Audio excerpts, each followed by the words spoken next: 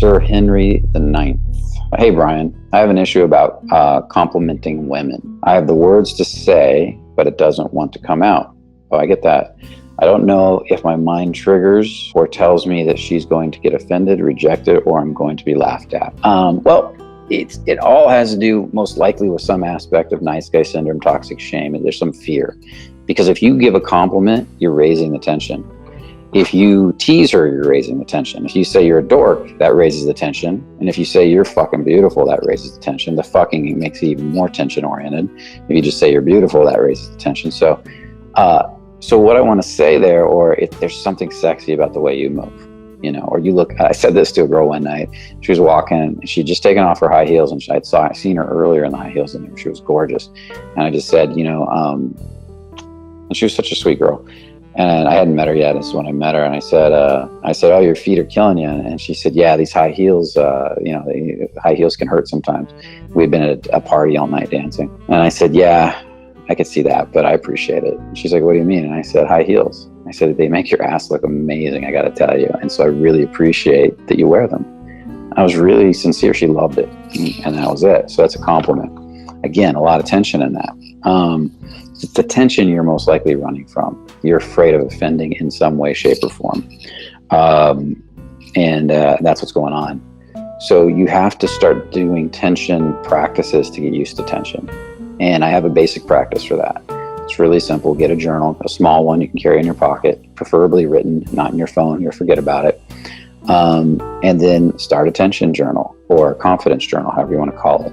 And go out every day and find at least 5 opportunities to step into tension. Could be with girls, all with girls. It could be girls and other things too. Now, this assignment has changed people's lives that have done it. People that do it consistently over many months has seriously changed their lives. So let's say you want to go tell this girl she's beautiful. You see her standing over drinking her coffee in a coffee shop. And so you note it in your tension journal that you're going to go do this. You probably do it afterwards, but you note that there's all this tension around it. Note from a scale of 0 being no tension all the way to 10 being tension that you can't really handle anymore. It's too much. And note where it's at. Is it a 1, 2, which is hardly any, 3, 4, 5, 6, 7, 8, 9, see what I mean? And pick something that's around a 4 to a 7 or an 8, 8 being really pretty high. And then go do it. So if going over and telling her she's beautiful, wanting to give her a compliment is a 10, bring it down a little bit. What can you actually do that is a little bit lower that still makes you nervous? It might be as simple as going over and asking her the time. It might be going over and asking her what she's drinking. It might be going over and complimenting her on something she's wearing, or maybe she's got a pet dog. Whatever you can find that gives you about a 4 or 5 on the tension scale, do it. And look her in the eyes, say it, come back. And then journal in your journal what you did, what the number was, and what you learned from it. Oh, I learned that I could handle that it was fun. I felt a little lighter after doing that.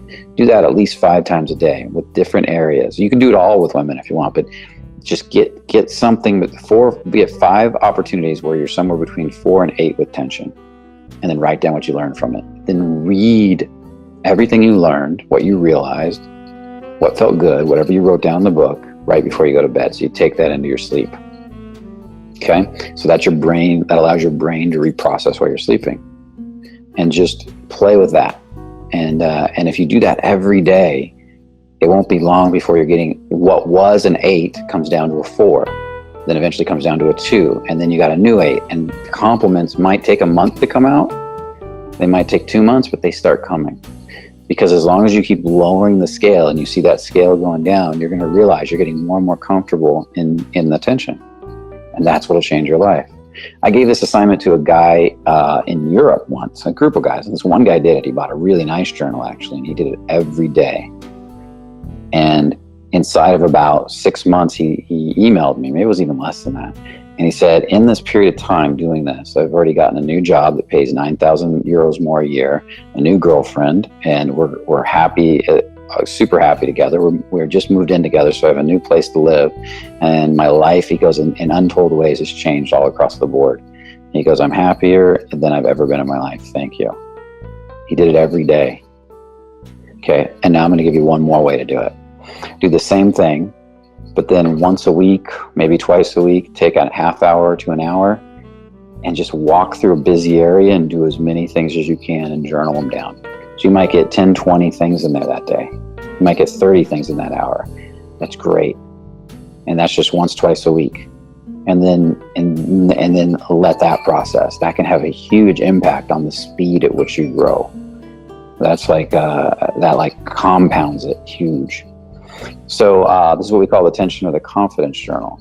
And the whole key here is that you don't go too high. The 10 is at the point. The 10 is the point where you can't think anymore, you can't feel anymore because you're just so nervous.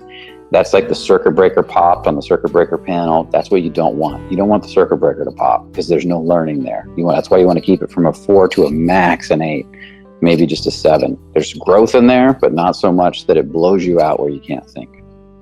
And it's a longer term process. But when you don't have somebody standing over you, guiding you, and you're doing this on your own, you need to take it at a little bit subtler, more consistent, longer term way. Because if you try to push too hard on your own, it won't be long before your subconscious gets you to quit or get you distracted. Or the other one that happens, you start numbing yourself out and there's no growth there. You could work for months just numbing yourself out, pushing, getting nowhere. Okay? So hopefully that helps you, Sir Henry.